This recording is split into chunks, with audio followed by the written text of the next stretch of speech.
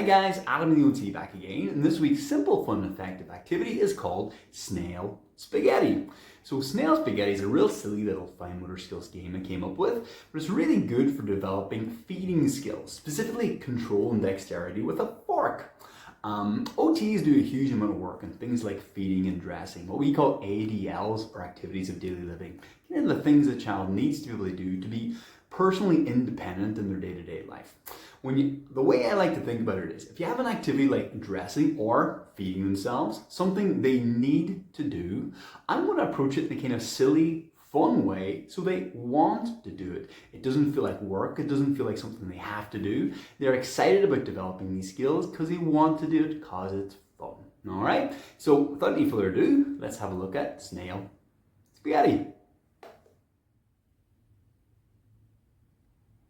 So Snail Spaghetti, super simple setup. We just need some Play-Doh or Theraputty, a knife and fork, and a little plate to put your spaghetti onto. Okay, so take your, I have Theraputty here because I like the extra resistance it gives, but Play-Doh is fine too. Take your dough for your pasta and give it a good squeeze. Make sure it's kneading that dough. So getting a little heavy work there, and then you can either roll it out or simply for speed, stretch it out about a foot long. Leaving your table, your knife and fork, and then you're going to show the child, hand over hand if you want, how to hold with a fork and cut with the knife, right in the middle. If you want to mark it for them where the middle is, that's fine. And then cut in that middle, okay? So now you have half you're going to take away, and half you're going to stretch out. Now here, if you want to roll it out, that's fine, because we want it roughly the same width all the way along. And here's the spaghetti part. Take your fork, you're going to place the fork down at one end, press, fold it over, and roll up your snail spaghetti. Okay, so it's this to begin with. Let them use two hands. Roll it all in one line. So we have our big snail of spaghetti, and we place that on the plate then. Okay?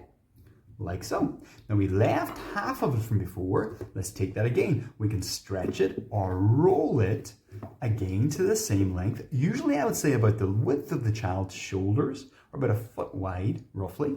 Take your knife and fork again. Every time we're cutting in half, leave the knife and fork down, take half away, roll it out.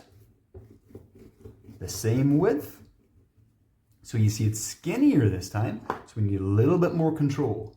Press the fork in, little fold over, and try and roll it up in line as well. As the child gets more experienced, they can try and do it with one hand, roll it up, and stack it on top of the previous spaghetti. So we're getting a little pile of snail spaghetti.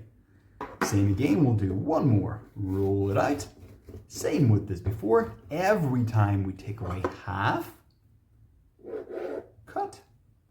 If you want to, you can get them like use their knife and fork and move it the whole time so they're not touching their spaghetti.